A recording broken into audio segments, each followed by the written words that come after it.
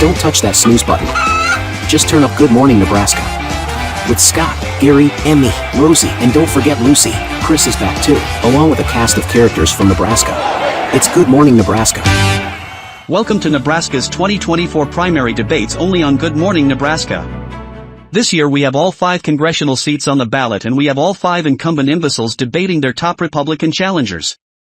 But first let's let our self-described experts comment on their top issues for 2024. This election will decide between tyranny and liberty. I'd like someone to help me find my dentures. We need more equality so grown men can participate in women's sports. We need more flip-flopping on issues that really don't matter. The secret of power elite with a globalist agenda who are conspiring to achieve world domination and rule the world through an authoritarian one-world government. We also brought back Pian for his unintentional comedic input. I'm just glad no one knows I peed my pants last time. Well, now everybody knows. Up next are the candidates' opening statements. Welcome to the Nebraska Primary Debates 2024. We'd like to introduce the incumbent imbeciles and let them tell you what you should think are the most important issues. First up is Cheap Tricks Ricketts, the lying, cheating, two-faced white trash globalist wannabe stooge.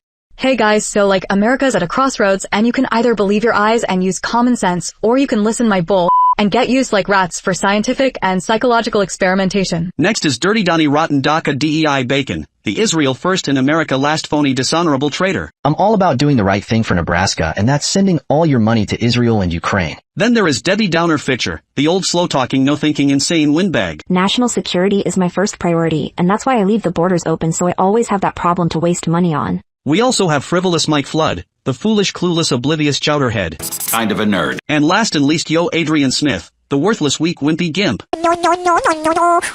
Well folks, those are the incumbent imbeciles that have been making decisions for you in Washington, D.C., and it's no wonder we have so many problems. Welcome back to the 2024 Nebraska primary debates, and now the opening statements from the incumbent imbeciles, starting with Cheap Tricks Ricketts. Hey guys, so it's totally super cool to lie to your faces and talk down to all of you little people while I sell out the state and the nation.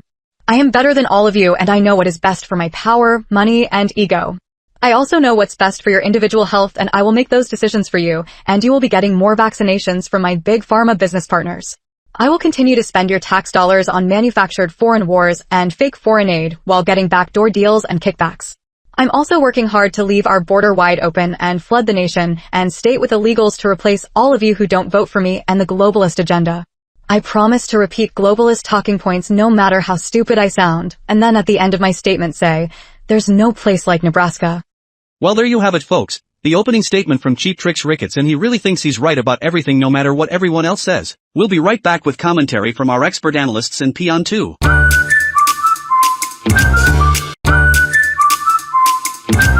Welcome back to the 2024 Nebraska primary debates. We just heard from Cheap Tricks Ricketts, and if you missed his opening statement, here's a recap, and then, replies from our experts. I am better than all of you. Someone's sure high on his horse, like always. He's high on something and it ain't no horse. He's high on a big pile of horse hockey. I love horsies, especially My Little Pony, Princess Twilight Sparkle. He's just confident in his bad decision-making ability. Every bad decision is one step closer to a good decision. Well, then he has a lot of walking to do. Someone has to make decisions even if they are the worst decision. I'll always make the best decisions I can to benefit me and my globalist business partners at the expense of the people in Nebraska, because there's no place like Nebraska. He just saying, there's no place like Nebraska, because that's what Nebraskans like to hear. It's like Dorothy Lynch for the ears. I bathe in Dorothy Lynch, but it clogs the drain. But he doesn't mean any of it. Yeah. Well, there's one thing you can count on, no matter what he says or lies about. He'll keep saying there's no place like Nebraska.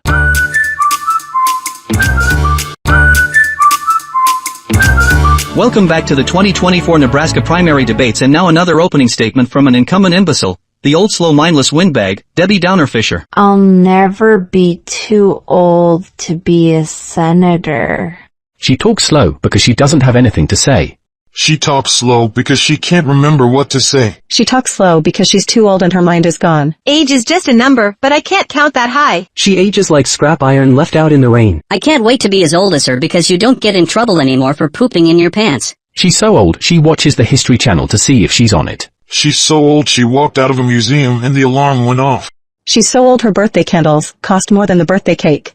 She's so old, when she was in high school, they didn't have history class. She's so old her birth certificate is written on a stone tablet. She's so old when she was a kid she had a pet dinosaur. Well, there you have it, folks. Debbie Downer is really old and out of touch with Nebraskans and reality.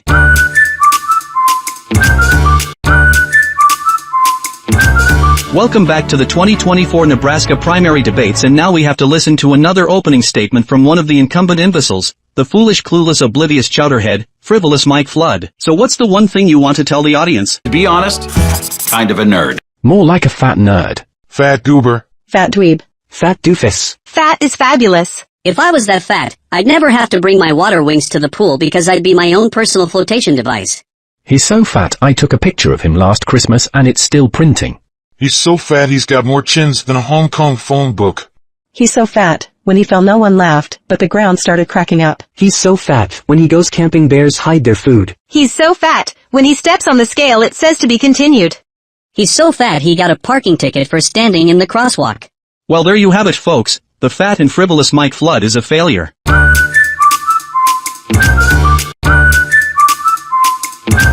Welcome back to the 2024 Nebraska primary debates, and here's another opening statement from another incumbent imbecile. Now we have to hear from the worthless, weak, wimpy gimp, Adrian Smith. Do we even have to talk about this guy? When will he just go away? He's a waste of space. Sometimes a waste of space is just what is needed in the corner. Is it me or is he just talking gibberish? Gibberish is my second language and miming is my first.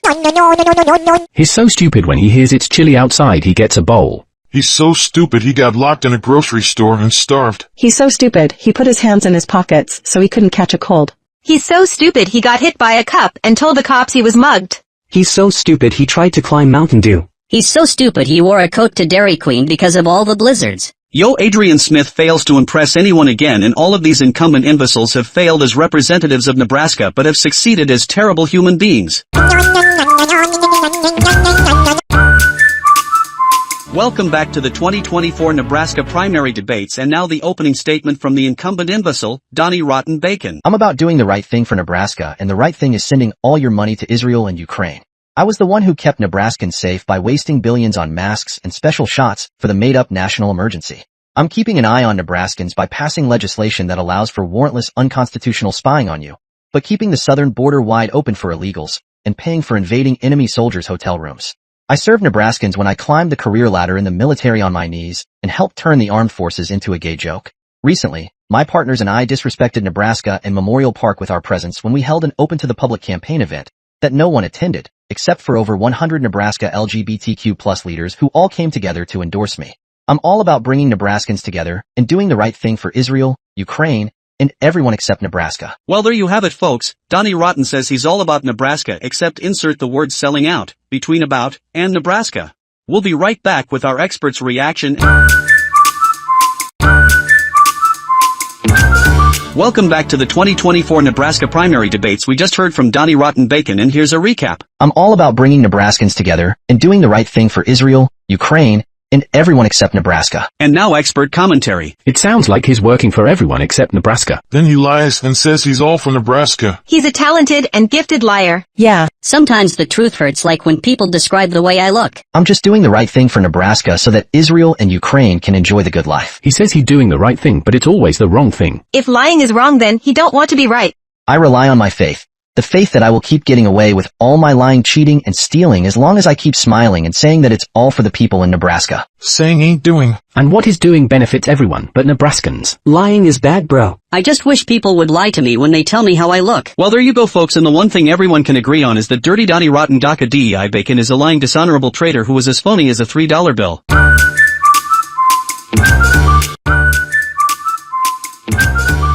What do you think about foreigners and the Chinese owning Nebraska farmland?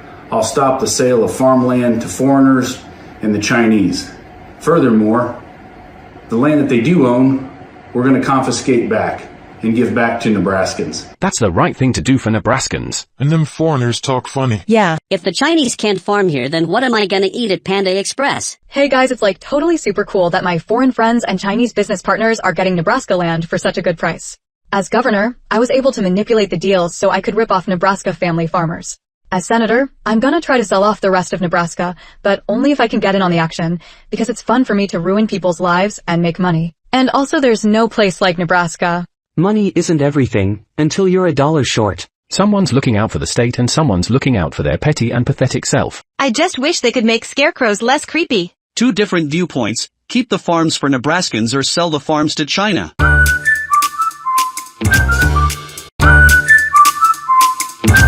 Do you think we should close the border or keep it open and welcome enemy soldiers, cartel gangbangers, and jihad terrorists? One of the primary responsibilities of the federal government is to protect and defend the borders of this country and the citizens therein. It's never been optional in this country. We have got to close down that border. If that means shutting down the government using the power of the purse to do so, it's time that we get the federal government's attention and force them to do their job. I'm doing the right thing for Nebraska by keeping the border wide open and paying for all the terrorists to come to Nebraska so we can pay for their hotel rooms. It's all about bringing Nebraskans together so we can lose our jobs to illegals, get robbed by illegals, and pay for illegal anchor babies. Well, there you have it, folks. Close the border or live next to terrorists who are going to kill you.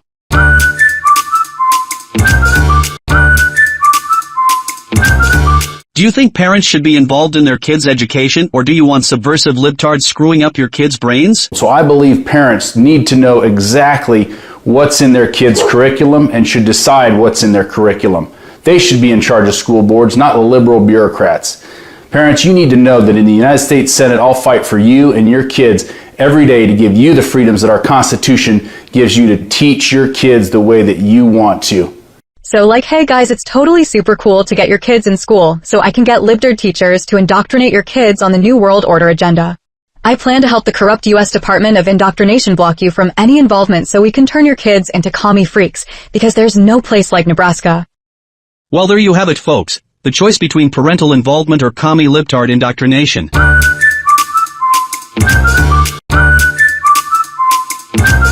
Should we balance the budget or spend like drunken sailors on other countries' problems? So it's undeniable that we're heading in the wrong direction. What we've got to do is send individuals to D.C. that are more concerned about the next generation than their next election. And I can guarantee you that if a budget hits my desk and it has year-over-year spending that has increased, I'm a no vote. We've got to work towards a balanced budget. I'm all about doing the right thing for Nebraskans, and the right thing to do is borrow more money and go deeper in debt, so we can pay for Israel's annexation of Gaza and prolong Ukraine's lost cause against Russia. I'm bringing Nebraskans together so we can pay for other countries' borders and national defense, while the U.S. border is open to all the people fleeing wars that this corrupt U.S. government created. Well, there you go, folks. We can stop overspending where we can waste all our money on Israel, Ukraine, and every other country in the world.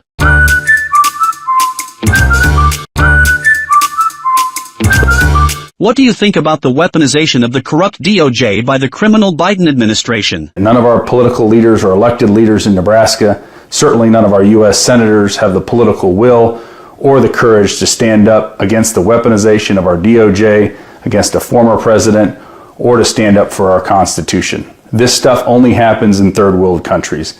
He's going to stop the weaponization. Dementia Joe's DOJ is out of control. So like, hey guys, I'm totally for the weaponization of the DOJ and any way the government can punish anyone who's against the New World Order that I'm trying to join by selling out America and double-crossing Nebraskan. I hope I can weaponize the justice system to go after anyone who doesn't think I'm super cool, because there's no place like Nebraska. He's going to continue the corruption. I would like to order a new world too. Does it come with a toy? Well, there you have it, folks. The choice between truth and justice or a corrupt and crazy banana republic.